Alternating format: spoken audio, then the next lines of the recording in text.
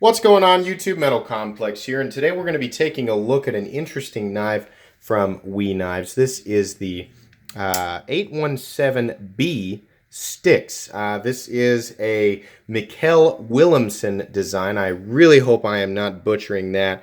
I'm not super familiar with Mr. Willemsen, but that is the custom maker who collaborated with We Knives for this knife. So I wanted to make sure and point that out. I also want to point out this knife was provided for review by We Knives directly. As always, I will try to not let that affect my review of this knife. That is the only thing We Knives is providing. I'm not going to keep this knife after the review. Like the others I've shown on this channel, it'll eventually go back to the manufacturer, but it actually is going through, gonna go on to the next knife reviewer, the next YouTuber for review. So anyways, let's go ahead and get some specs on this guy here real quick. Really interesting looking knife. I am a big fan of the color scheme, I will say that. Overall length on this guy looks to be almost exactly 8 inches. Let's do blade length. Big forward choil there. 3.5, looks to be about, yeah, it's 3.5 inches from the bolster, but the actual cutting edge is like just shy of 3.25. Looks to be about 3.125, probably a little more than 3.125, something like that. Let's go ahead and do some size comparisons. How about the Ontario Rat Model 1? Rat 1 coming in at 8.6 inches overall. How about the Spyderco Paramilitary 2? Paramilitary 2 coming in at 8.3 inches overall. So fairly close to that. How about the Manix 2? Manix 2 coming in at 8 inches overall. So we're kind of in that range.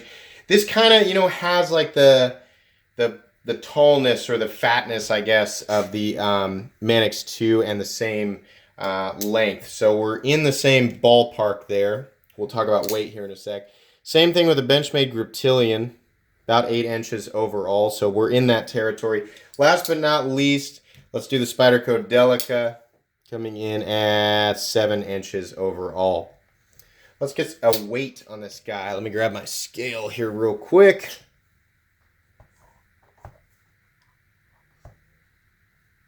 Zero that out. Sorry about that. And we'll go ahead and close her up and weigh her here. 4.73 ounces. Let's pick it up and do it again on the other side. 4.73 ounces. So we're looking at 4.75 ounces, which honestly is surprising because this knife feels extremely solid. That's likely due to the solid titanium bolsters. You do, however, have chunks cut out to accept the carbon fiber inlays, which I imagine have to do with the why it actually is lighter than it feels. It's a very solid feeling knife at 4.75 ounces. And to give you a point of reference for what I mean, my full steel liner Manix 2 weighs 5 ounces, I think. And this knife feels substantially more solid than the Manix 2. And the Manix 2 is a solid feeling knife, but this thing feels solid. So if you're a fan of knives that feel as solid as they look, or you just equate solidity or the feeling of heft in a knife to the cost, or it makes you feel better about what you paid, you might enjoy this knife. Sounds like a silly thing, but it's absolutely something that people take into consideration. Moving on here, let's go ahead and do the paper cut test. As always, the paper cut test is not a definitive cutting test. Your mileage is going to vary. The material that you're cutting is going to be different. It might be, thick. It might be wood. It might be rubber, cardboard. I don't know. Paper is just paper. This test is really just designed to give you an idea of resistance on something as simple as paper. Generally, what I do is I take a pass with the Paramilitary 2 first, being as it is kind of the universal standard in the knife world for sliciness, and then I take a pass with the knife in question and I compare the two. So first up, PM2, slicey as always. Next up, the Stixx, pretty slicey. More resistance than the PM2, feels to be about 75%. Absolutely still fully capable of conquering any regular EDC task, and I would imagine any of your more heavy-duty cutting tasks as well. Keep in mind, when I say 75%, that might make people think, oh, it's not that good, but the paramilitary 2 is a slicing beast, so anything, honestly, that's over 60% is still going to be plenty adequate. Anyways, let's move on here to the anatomy. Actually, we'll go over materials first. What you have is a satin finished M390 blade with a slight recurve. It's a drop point with a little swedge at the top. You can see the flat actually continues out to about here. Blade stock thickness looks to be about the same as the paramilitary 2, which would make it, if we can stay focused, let's try again. There we go. It's not going to stay focused. Looks to be about 0.145, something like that. So not too thick, but certainly not thin. You've got bronze finished or bronze anodized titanium bolsters, bronze anodized hardware. You've got some lightly contoured, beautiful carbon fiber inlays, more bronze hardware. This piece back here actually looks like the pivot on some other knives that I've handled. You have a Rick Hinderer style bronzed standoff back here. These back here, it's the frame, but underneath the inlay, it looks like a titanium liner that's bronze, so more nice contrast. You've got a thin 3D milled bronze titanium pocket clip. This is a frame lock, does have a steel lock bar insert. The knife runs on bearings and is very, very smooth. The detent is very heavy on this guy, and the action is very reliable and very snappy. You can see there, it's almost like it's teleporting into the outward position. The position of this flipper tab, the heft of the blade, the smoothness of the bearings. Do this one more time. It fires very, very hard. So that's all nice there. Fit and finish on this knife is excellent. Nice early lockup. By the way, give you an example of that real quick if we can actually get the lighting to work in unison with the angle here. Looks to be about 25-30%. And the centering is also 100% perfect.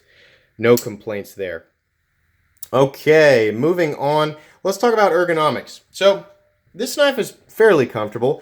It's got some weird angles. Back here in the standard position, my hands are kind of cramped when I'm trying to get all 4 hands around it. There is an enormous amount of room up here by this forward choil, which is not your typical half circle or semicircle forward choil like you would see on the Manix 2, but it certainly does offer plenty of room to get your finger in there, and it's quite safe given the fact that it's got that nub there.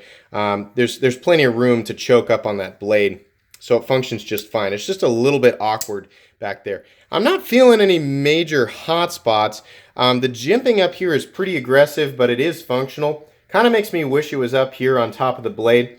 So ergonomics, they're okay. The knife is, I don't know how comfortable it's going to be cutting for long periods of time, but there's no crazy hot spots, is basically what I'm saying there.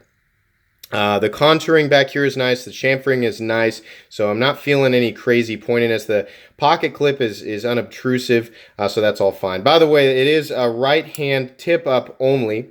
So lefties or fans of tip down, that's just not going to be an option here. We should also talk about the different available models. This is the 817B. And that's the bronze with bronze hardware. There is also an 817A and an 817C. I can't remember which is which, but one of them has blue anodized hardware and a blue anodized bolster, and then the other one that I saw has blue anodized hardware and a stonewashed bolster. So you want to check those out. I found those on Blade HQ. If there are more variants, I'm not aware of them. I imagine maybe in the future there will be more variants. All 3 seem to have the satin finished blade. Depends on the time of this video, but that's the case right now. Anyways, let's get back to this jimping here. This jimping is very, it's pretty aggressive. It does lock your hands in. The knife is not going to go anywhere once you're locked into it. It's far more comfortable in the forward choil position or the choke up position. Back here, not only is it kind of uncomfortable, but look how much space you have before the actual cutting edge on the knife. I mean, if you're going to do hard cutting, or heavy cutting, it's really not going to be comfortable back there. You really would want to choke up there. I imagine the recurve is going to do a good job, or the slight recurve will do a good job drawing material into the belly. But to be honest, I'm not a huge fan of recurves in general. The biggest gripe I have with this knife, honestly, is the shape and position of the flipper tab and its relationship with the frame of the knife, specifically the jimping back here. This knife, it's really a light switchy knife. You know, if you go to push button it, what I find myself doing is pushing right here into the corner. Even though I know, you know, looking at it, but if I just go to flip this knife, that's where my finger goes. And then the detent is so heavy that corner digs into my finger and it hurts. And then my finger lands in what is essentially a landing zone of barbed wire and landmines. That really hurts. I mean, and I know a lot of people are like, geez, you know, you wimp. But, you know, fidget factor is absolutely a thing nowadays. You know, that both the knife industry and the knife community have made that a factor when we go to purchase a knife. And if you're like me and you like to sit around and flip your knives on the couch and annoy your wife or your girlfriend or whoever, that is really going to get old after a while. In fact, just doing that in this video has started to tear up my finger. And it's not gonna leave you with a feeling of joy on this knife. It's kind of bothersome. I'm an XM18 fan or a Hinderer fan, and that's one of the flaws of the XM18 is that really aggressive jimping that's back there for your finger to land on, that cactus patch for your finger to land on after you flip it. I literally, you know what, it honestly makes me think of somebody parachuting into a cactus patch. That is the best way that I can put it. But it's really a problem. And I think that damage could be mitigated by changing this insane pointiness of the flipper tab and also removing basically 80% of the jimping back here and you know, simply moving it up on the bolster and then onto the blade. That way you could still, I mean, because really this is where I'm wanting to put my thumb. Not here. I'm wanting to put it here. Some people might do that here, but you know, it makes more sense if you're going to do it back here, but you'd have to have, I don't know, everybody's hands are different, but this is a cramped position for me. I want to be up here on this knife, and I think that would benefit kind of, you know, all the way around. It seems like it would be better for this knife. The way that it is just, it's just bothersome, and it's a little bit disappointing. That is truthfully how I feel about that. Now, something I do want to make very, very clear, this knife, in terms of its fit and finish, you know, how well it flips, how well it functions, the materials used, for $253, which, by the way, is what this knife runs, it is absolutely on par, if not, you know, honestly, a little bit better than what you normally see in this price range. So basically what I'm saying is you know, I griped about the recurve. That's kind of a personal opinion thing, but if you're okay with a slight recurve and you can overlook what I'm saying about the awkward position of the flipper tab, the pointiness of it, and the horrible landing zone for your finger after you flip it, then honestly this knife is going to bring you quite a bit of joy. Not only does it have the flipper tab, I should point this out, you don't have to deploy it with the flipper tab. You can technically, it's harder to do it from here, but this is a poor demonstration. You can get it to flip, there we go, with the thumb stud on that side. Excuse me, my oven's going off there. Anyways, you can get it to flip with that thumb slot there, but despite that being a terrible example, the reverse flick on this knife is much easier. The detent is not so heavy that it is impossible to flick it in the reverse position. So if you're okay with that, then you might be okay with this. You know, I want to be honest about that. But those are the things that's going to kill it for me. The overall design is probably polarizing. I'm a big fan of carbon fiber in contrast with bronze, so that part of it is very appealing to me, especially with a satin finished blade. And who can argue with M390, honestly? The knife is, or the blade is slicey enough to get the job done, but it's also feels heavy duty enough to where you could do some continuous hard use cutting, because once the knife is out, it's comfortable enough that I think you'd be okay. It's really just deploying the knife that I have a problem with.